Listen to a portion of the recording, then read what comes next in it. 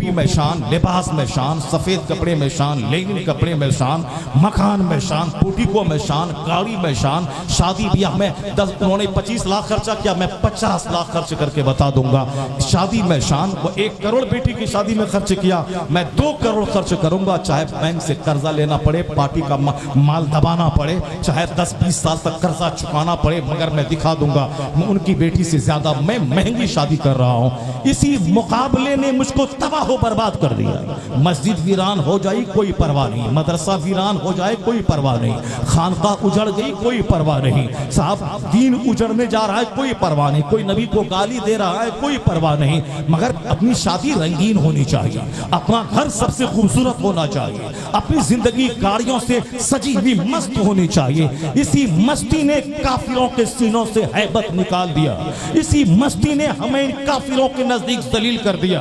वरना एक छुछंदर का पुजारी, बंदर का पुजारी, धतोरा का पुजारी, दरख्त का पुजारी, वो अल्लाह के पुजारी को मिटाने की बात कर रहा है, जिसकी पेशानी जलील है गोबर के सामने, गाय के सामने, भैंस के सामने, बंदर के सामने, छुछंदर के सामने, नदी के सामने, नाला के सामने, आफताब के सामने, महताब के सामने, दरख्त के सामने, किसी आदमी के सामने, यानी जो कदम कदम पे पेशानी को दलील करता है, जो कभी सांप को खुदा कहता है, बंदर को खुदा कहता है, छुछंदर को खुदा कहता है, गिलहरी को खुदा कहता है, छिपकली को खुदा कहता है, इस कदर गलीज सोच वाली कौम, ये कौम मुस्लिम को आंख दिखा रही है। और वह कौम जो खुदाए वाहिद की परस्तार है, जिसकी पेशानी जलील नहीं होती, चांद के सामने, सूरज के सामने, अपने पीर को भी कौम सजदा नहीं करती, अपने नबी को भी सजदा नहीं करती, नबी को अपना रहबर और रहनुमा मानती है। सजदा सिर्फ अल्लाह के सामने, जो खुदाए वाहिद का परस्तार हो, उसको दुनिया की सारी कौमें मिलकर कभी जलील नहीं कर पाएंगी। ऐसा कभी होगा कि बंदर का पुजारी और अल्लाह का पुजारी और दोनों में जंग हो जाए तो बंदर अपने पुजारी की मदद करे और अल्लाह अपने पुजारी की मदद ना करे? ऐसा कभी ना होगा कि छुछंदर का पुजारी हमेशा जलील होगा, रुस्वा होगा, नाकाम होगा। 1500 साल की तारीख बताती है कि खुदा का परस्तार, मुस्तफा का वफादार जिस जंग में जहां गया है, हमेशा फतह उसके कदम चूमे है, कामयाबी ने कदम चूमा है।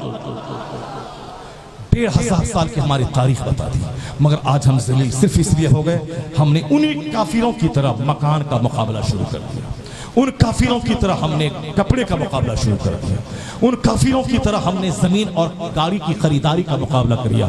हमने नहीं सुना कि हुजूर ने इस दुनिया के बारे में क्या कहा, हमने नहीं सुना कि मेरे खुदा ने इस दुनिया के बारे में क्या कहा।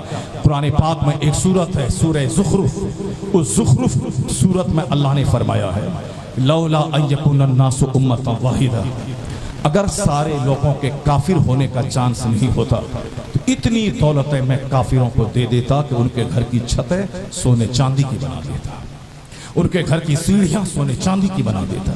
यानी अगर सारे लोग काफिर नहीं हो जाते तो मैं इन जलीलों, बंदर, छुछंदर के पुजारियों को इतनी दौलत दे देता, इन लोगों को जो अल्लाह को नहीं मानता इतनी दौलतें दे देता कि उनके मकान की सीढ़ियां, उनके मकान की छतें, उनके मकान के सारे दरवाजे, सारी खिड़कियां सब सोने चांदी की बना देता।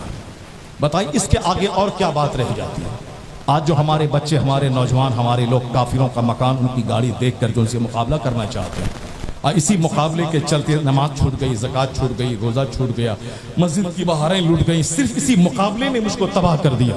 वरना अक्लमंद आदमी नमाज छोड़ के पैसा कभी कमा ही नहीं सकता, अक्लमंद आदमी झूठ बोल के कभी पैसा कमा ही नहीं सकता है, क्योंकि उसको दुनिया में रहना है 100 साल, 100 साल 1 मिनट है अल्लाह के नज़दीक, और मरने के बाद अल्लाह के पास जाना है जहाँ का एक दिन 50,000 साल के बराबर है। जो इस पर यकीन रखेगा तो 1 मिनट की खुशहाली के लिए वो अल्लाह रब्बुल इज्जत को नाराज करके नमाजें छोड़ के अपने आप को जहन्नम में डाल के बाल बच्चों को खुश करने के लिए मकान बनाएगा? वो नहीं बनाएगा। बाल बच्चों की मोहब्बत अपनी जगह, मगर अपनी जन्नत बचा के, अपना ईमान बचा के, अपनी नमाज बचा के अक्लमंद वही है। वरना मेरे मरने के बाद मेरा बच्चा मेरी कब्र पे नहीं जाएगा, میرا بچہ اسی مکان دکان اپنے 4 بھائیوں کے بٹوارے میں لگ جائے گا. باپ کی پراپرٹی 1 کروڑ کی, کوئی جس کو موقع ملے گا وہی دبانا چاہے گا. 1 کروڑ جس نے کمایا اس کی قبر میں کیا ہو رہا ہے کسی کو فکر نہیں. وہ اژدہا ہے, 99 اژدہا سانپ, کسی کو ڈس رہا ہے. بیٹے کو تو 1 کروڑ کی پراپرٹی 4 بیٹا ہے 25-25 لاکھ میں بانٹنے کے لیے, اسے فرصت ہی کہاں ہے. اور بڑا بھائی ہے تو وہ دبا چاہتا ہے کہ میں دبا لوں 50 لاکھ روپے, ان تینوں چھوٹوں کو تھوڑا تھوڑا دے دوں. اور چونکہ وہ بڑا تھا, باپ کا سارا پاس بک اس کے پاس ہے اور کس گوڈریج میں کتنا پیسہ ہے وہ سب کو دبا لیتا ہے. تو تم نے نماز چھوڑ کے جو پیسہ کمایا, جھوٹ بول کے جو پیسہ کمایا, اس کے لوٹنے میں تیرا بچہ لگ گیا اور قبر میں ہے 99 اژدہا سانپ اس کا سامان. اس لیے عقل مندی کا تقاضا یہ ہے کہ بچوں کو کھلایا جائے مگر اپنی آخرت بچا کے, مکان بنایا جائے مگر اپنی جنت بچا کے, بیٹی کی شادی کروائی جائے مگر اپنی جنت بچا کے, اپنا مکان بنایا جائے, گاڑی خریدی جائے مگر اپنا ایمان اپنی جنت بچا کے.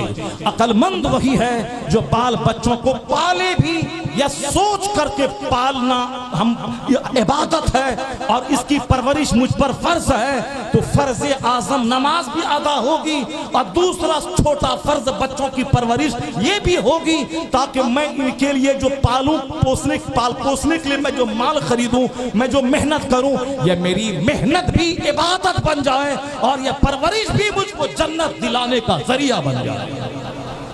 عقل مندی کا تقاضا یہی ہے. لیکن کیا ہم کچھ کر رہے ہیں؟ ساری دنیا کے لوگ معلوم ہے.